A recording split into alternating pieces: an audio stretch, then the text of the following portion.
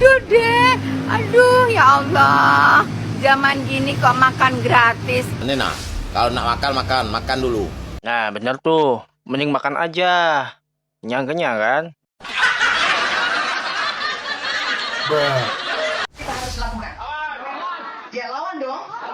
Turun. Bahwa kalau data kecurangan itu tidak memberikan keyakinan mengubah postur perolehan suara, pilihan terbaik adalah ambil mic, press conference, ucapkan selamat, berikan selamat pada Pak Prabowo dengan semua hormat yang bisa dilakukan.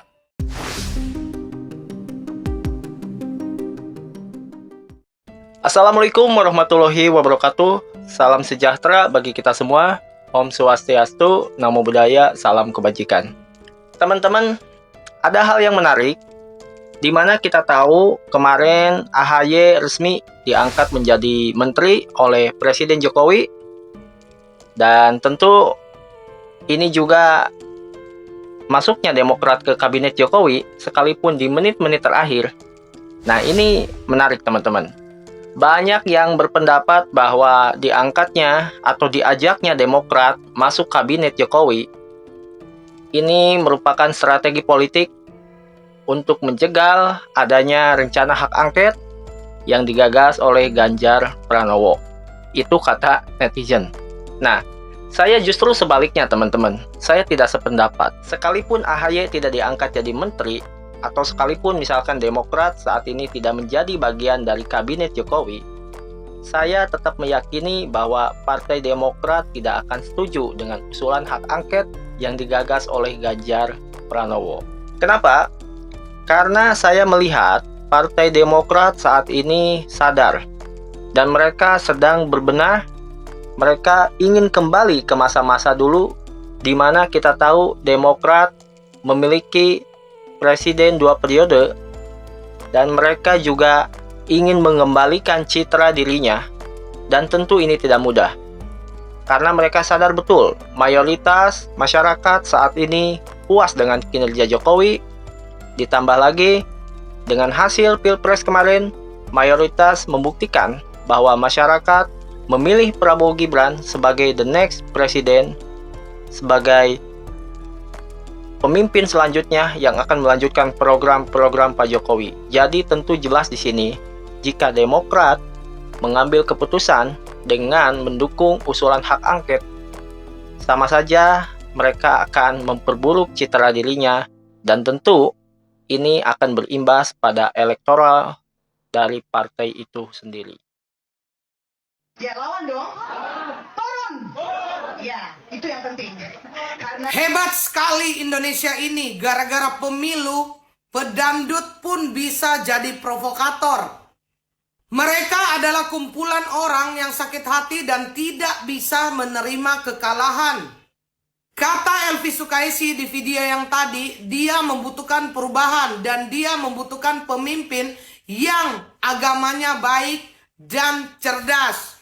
Pertanyaannya saat ini, apakah Pak Jokowi keimanannya tidak baik? Dan apakah Pak Prabowo keimanannya tidak baik? Menurut kalian itu keimanan itu diukur dari mananya? Keimanan itu ditentukan oleh Tuhan, bukan ditentukan apabila kita mengikuti paslon yang kalian inginkan. Betul. Dan kecerdasan itu menurut kalian, tapi menurut kami tidak. Pak Prabowo itu adalah pilihan yang sudah ditetapkan Tuhan dan tidak bisa diganggu-gugat oleh manusia. Suara Tuhan adalah suara rakyat. Suara rakyat udah memilih Pak Prabowo untuk menjadi. Dem lah Bang Anies. Kalau kalah baik. Dem, legowo. Jangan kau samakan Pilkada DKI dengan Pilpres sekarang nih. Kau ajak demo ya, nak demo berjilid-jilid, tak bisa. Kami wong bawah nih, kami wong awam nih tahu. Suara Prabowo, suara kau, suara Anies tahu gak lo? Dem lah, lebih baik kau makan. Janganlah kau ajum-ajum kami dengan yang lain. Kami belago dengan yang lain di jalanan, kami mati, kau enak tidur di rumah. Dem lah, makan lah, nah makan. Dem lah, mentang-mentang kau HTI dengan kau, FPI dengan kau, hah? Segala nak dengan kau nak ngajak kami ribut, dem lah. Legowo be. Makan kenyang perut. Kami jangan kebentur-benturi dengan yang lain. Akhirnya kami mati. Kami lu beli kau nih kalah. Kau tuh dan lah kalah telak. Dak kati kau nak ngelemungi suara. Yang ngelemung suara tuh saksi kau tuh lah kalau kami dak kati. Kami masyarakat awam nih tahu suara kau, suara Ganjar, suara Prabowo. Bebek makan bang. Lebih baik makan. Betul, Kami betul. lah capek kami. Kami nak kalah, kami nak ingin damai. Apa tak mikir kami orang kecil ni. Cari duit susah. Kalau bentur-bentur, lagi Jakarta tu amburadul dibuat. Ribut-ribut baik di situ. Apa tak kasihan kau dengan wong kecil. Jualan tak bisa, berjalan tak bisa. Dem lah, logowo bela. Ingat juga nak, Surya Paloh lah nemui Pak Jokowi, entah apa yang nak diomong. Dem lah, ni nak. Kalau nak makan dulu. Nah, bener tuh. Mending makan aja. Kenyang-kenyang kan?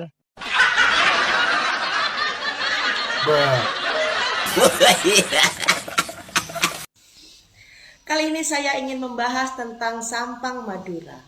Sampang 3 hari yang lalu mengadakan pemilihan pilpres ulang karena waktu itu disinyalir banyak video yang bertebaran di media sosial. Anak-anak memvideo, ibu-ibu memvideo surat suara yang sudah tercoblos. Kemudian dilakukan pemilihan ulang di jam yang sama, yaitu jam 7 sampai jam 12. Kemudian yang mencoblos juga sama, berjumlah 284 orang, laki-laki 147, perempuan Detail banget, 137, dan penghitungan suara dilakukan setelah jam istirahat. Madura adalah wilayahnya Anies Baswedan dan Ganjar Mahfud. Kenapa? Karena Anies Baswedan itu membawa politik identitas, sedangkan Ganjar Mahfud, khususnya Bapak Mahfud MD, itu berasal dari Madura. Saudaraku yang terkasih, apa yang terjadi setelah pemilihan pilpres ulang tadi? Yang pertama, perolehan suara Amin itu 81 orang. Yang 81. kedua, Prabowo Gibran 124 orang dan Ganjar Mahfud cuma 1 orang. Aduh, Miris kan? 1 orang guys. Jadi resiko kita pemilihan pilpres ulang itu bukannya malah akan meningkatkan perolehan suara dari Amin atau dari Ganjar Mahfud. Tapi justru disinilah Prabowo Gibran diunggulkan dan mendapat berkahnya. Karena apa? Karena memang profil Prabowo Gibran sangat menarik. Tidak ada emosi, tidak marah-marah, mau didemo mau dilakukan apapun iya, menerima begitu saja apa yang terjadi. Jadi saudaraku yang terkasih, pikir ulang kalau mau melakukan pemilu khususnya pilpres ulang. Bisa-bisa Ganjar Mahfud tinggal 5% dan Amin tinggal 11%. Salam sukses. 1 suara parah banget ya guys. Kalau ingin melihat, membuktikan, mengetahui, hak angket paling bagus karena Ganjar, dapurmu iki. Sebenarnya aku wis emoh ngomeni dapurmu, raimu, cocotmu sebetulnya wis mari buyar ki buyar. Wis mari pemilu wis bubar, kamu dapurmu, raimu kalah leng, su. Kon lek gak percaya ya, kon lek gak trimo mbek aku. Alamatku Jawa Tengah Mlati Harjo, Patean Kendal. Lamongan Sarirejo, Surabaya Tandes. Banjarmasin, Kalimantan Selatan, Gunung Paring, Kalimantan Timur, Kuwaro. Lek dapurmu ora percaya, cuk, leng, su. Dapurmu ki ora rumangsa kalah ta. Ning Kalimantan Timur ini dapurmu oleh 100 cuk. Celeng asu remu jas sih. Ngalah ngono lho, mbone acuk kalah ngono. Bulet ae. Mohon maaf, hello. Hello, udah sih ya Bu. Oke, tak maafkan. Emang ada apa sih Bu? Si Gibran dan Pak Wowo. Makan gratisnya makan yang apa dulu dong? Yang jelas makanan yang sehat lah Bu. 4 sehat, 5 sempurna. Emang kenapa Bu? Aduh deh, aduh ya Allah. Zaman gini kok makan gratis. Aduh deh, aduh ya Allah. Sekali sama Ibu. Kemarin kali ya Bu nyaleknya. Ditambah jagonya Ibu juga kan. Makanya Ibu gak setuju sama program makan gratis. Makan gratis juga bukan buat Ibu kali. Makan gratis itu buat anak-anak sekolah. Biar anak-anak sekolah itu pada pinter, nggak kayak ya kan. Itu juga masih ditambah susu loh Bu. Susu basi. Susu basi? Susunya Ibu kali yang basi. Programnya aja belum jalan udah ngomong susunya susu basi. Susu basi dari mana? Dari Hong Kong. Sembarangan aja Ibu kalau ngomong. Emang ada apa sih Bu? Jangan mau dibodoh-bodohin dengan bocah kencur. Nggak ada kali Bu yang dibodoh-bodohin sama bocah kencur. Ibu kenapa Bu? Ibu ya, ya, karena Ibu gak nyalek gitu. Jadi Ibu itu gak suka sama Mas Gibran. Emang ada apa sih Bu dengan bocah kencur? Bocah kencur yang nggak ngerti apa-apa. Sekolah aja, mohon maaf tanda kutip. Lah, emang Ibu itu lulusan apa sih Bu? Sampai meragukan sekolahnya Mas Gibran. Terus kalau menurut Ibu, Mas Gibran itu orangnya gimana Bu? Cerdas. Iya Bu, emang cerdas Mas Gibran orangnya. Kalau Mas Gibran itu cerdas, ya Bu. Terus Ibu itu gimana Bu?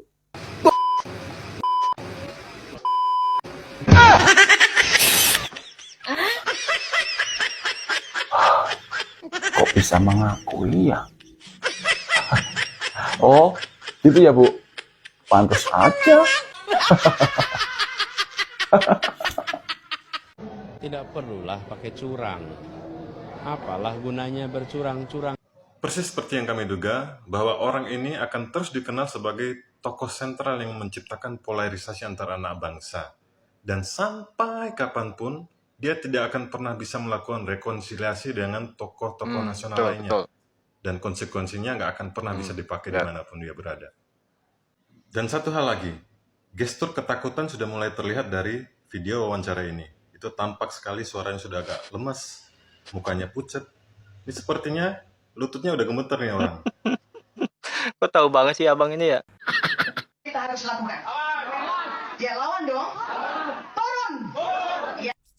Yaps, kali ini adalah salah satu penyanyi senior dangdut Indonesia, Elvi Sukaisi. Kita harus dipimpin oleh pemimpin yang betul-betul beriman. Di sini dia ngomong di pernyataan sikap bersama mewujudkan demokrasi berintegritas di Paslon 01.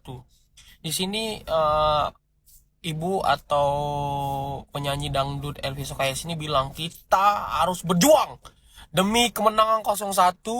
Kita tidak mau dizolimi. Di sini juga Ibu Elvi Sukaisi bilang kita harus berjuang dan mencari pemimpin yang beriman, seperti yang beriman 01. Dia bilang tidak mau dicurangkan atau dicurangi di pemilu tahun ini. Dan kalian apa tahu komentar netizen? Parah komentarnya guys. Umi Elvi anak-anak muno banyak kena narkoboy, ngomong cari pemimpin yang beriman, Umi aja nggak bisa urus anak. Waduh. Ya begitulah manusia Kak, ngomongin orang bisa tapi dia tidak berkaca dengan anaknya yang kena narkoboy berapa kali guys? Ya, anak dari penyanyi dangdut Elvi Sukaisi, Dawiyah Zaida sudah 3 kali tertangkap narkoboy. Nah Bu, sebelum ibu ngurus mencari pemimpin yang beriman, urus dulu anak ini. 3 kali loh, berturut-turut di beberapa tahun sebelumnya. Anak Elvi Sukaisi terjerat narkoba. Ternyata begini watak aslinya. Mencari pemimpin yang beriman dan berjuang. Ini anak urus dulu, biar dia tidak kena narkoboy. Dawiyah sayangnya mengkonsumsi narkoba tak hanya perubahan fisik yang dialami, tetapi juga masalah psikologis. Dawiyah berubah menjadi pemarah dan menarik diri dari pergaulan. Namun kini dirinya berusaha bangkit dari keterpurukan dan kembali ke publik. Awalnya gue memilih menarik diri dari orang-orang yang tetap mengakhiri gue sadar hidup itu nggak begitu banget. Jadi gue sekarang untuk bangkit kira bye. Umi, saran aku sebelum Umi mengurusi mencari pemimpin yang beriman, kita urus dulu anak-anak kita supaya tidak terjerat yang namanya narkoboy. Begitu Umi Sokaisi. Menurut kalian gimana dengan pembicaraan Umi di acara Paslon 01 ini? Komen, mari kita diskusi. Oke, menurut ya. kalian gimana guys? Manusia ya. Baik. Kita nyata-nyata dicurangin ya. Benar-benar udah, ya Allah nggak ada. Umi, rungokno. Saya memaklumi sih kenapa pada teriak curang ya. Jangankan pemilihan presiden, kita sebagai manusia biasa yang ngikut sebuah perlombaan atau pertandingan, ketika kita mikir kita udah hebat banget ya, tapi kita kalah bukan menjadi pemenangnya, pasti di pikiran kita ada lewat gitu memikir pemenangnya itu curang. Cuman di sini saya mau kasih tahu Umi, ini yang milih rakyat, bukan robot. Kita nggak disetting, kita nggak dibayar. Katanya beriman Umi, kenapa masih suujon sama orang, kenapa arogan, kenapa harus seperti ini gitu loh. Yuk Umi, bisa yuk kita kuatkan iman kita masing-masing agar tidak suujon sama orang, agar kita ikhlas menerima sebuah kekalahan. Ya. Beberapa waktu lalu tuh saya komunikasi dengan Mas Ganjar, saya bilang, Mas, kayaknya sudah harus jahit jas nih. Jahit jas. Udah siap-siap pelantikan aja deh. Oh iya. Iya bener. Artinya bahwa kita terlalu yakin. Cinderella pun tiba, jagoan Mas Adian kalah. Kasian, oh kasian, gak bisa make ejas. Pak Prabowo yang make ejas, Mas Gibran yang make ejas. Habis ini dilantik dan dilihat oleh rakyat Indonesia. Pak Ganjar lihat dari TV sambil hatinya bersedih. Kok bukan aku yang dilantik jadi presiden. Aduh kasihan. Makanya Pak, Mas Adian, tidak usah terlalu yakin, tidak usah terlalu percaya diri. Karena apa?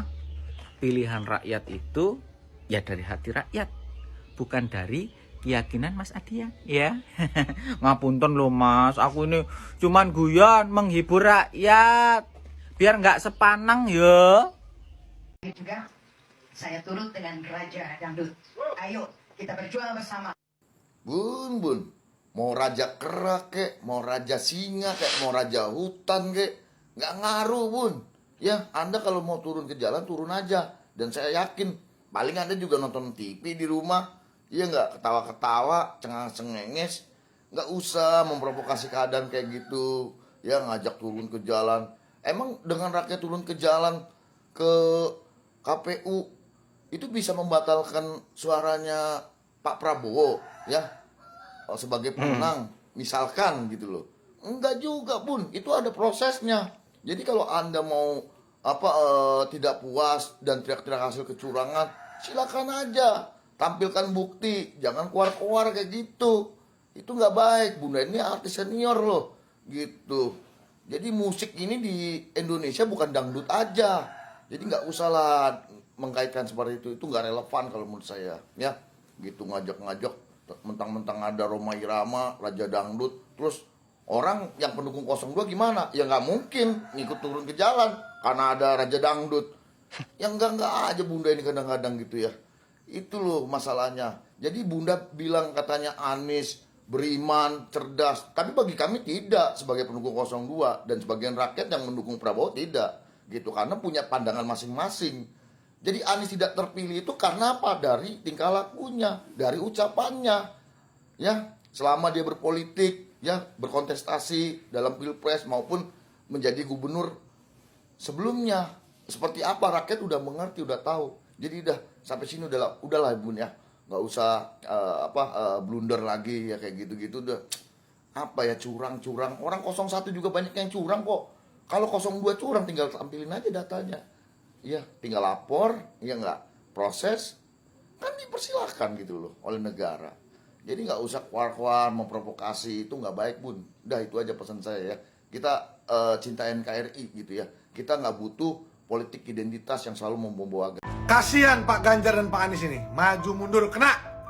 Sudahlah, saya rasa sudah waktunya untuk pastikan bahwa kalau data kecurangan itu tidak memberikan keyakinan mengubah postur perolehan suara, pilihan terbaik adalah ambil mic, press conference, ucapkan selamat, berikan selamat pada Pak Prabowo dengan semua hormat yang bisa dilakukan.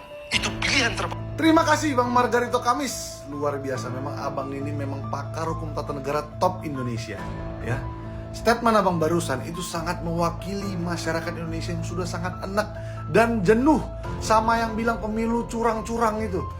Padahal sampai hari ini ya kita nggak lihat mana bukti konkret yang mereka bilang curang itu mana, ya kan? Dan menurut saya tidak ada yang curang ya, karena memang pemilih 01 dan 03 memang sangat dikit, udah itu aja masalahnya, ya kan? Saya duga kuat ini hanya usaha penjegalan Pak Prabowo dan Mas Gibran untuk menjadi presiden wakil presiden Republik Indonesia, hanya itu. Saya tahu lah Pak Anies, Pak Ganjar ya, kalian itu sekarang maju mundur kena ya. Contohnya nih mundur ya, kalian mengakui kemenangan Pak Prabowo dan Mas Gibran, malu ya kan, takut dimarahin ketum partai pengusung ya kan. Maju nanti ke MK, ternyata kalah, malu juga. Terus nanti sekarang kalian dorong hak angket tuh, ya kan, maju lagi kalian untuk mendorong hak angket, ya kan, mendukung hak angket, ya kan, di DPR untuk menyelidiki kecurangan pemilu. Nanti nggak berhasil juga, udah kalah berapa kali kalian coba, kena berapa kali kalian. Mendingan udahlah percaya sama saya lah, ikuti kata hati kalian, berdamai dengan diri sendiri. Masih ada next chapter dalam hidup kalian 5 tahun lagi, coba lagi ya. Sekarang sudahlah mengakui kemenangan Pak Prabowo dan Mas Gibran. Ikuti kata Bang Margarito Kamis, angkat mic-mu, press con, dan langsung ucapkan selamat kepada Pak Prabowo dan Mas Gibran. Sudah ya, dengerin, ingat kata kunci, dengerin kata hatimu, jangan dengerin kata ketummu ya. Gimana menurut kawan-kawan, coba tulis di komen.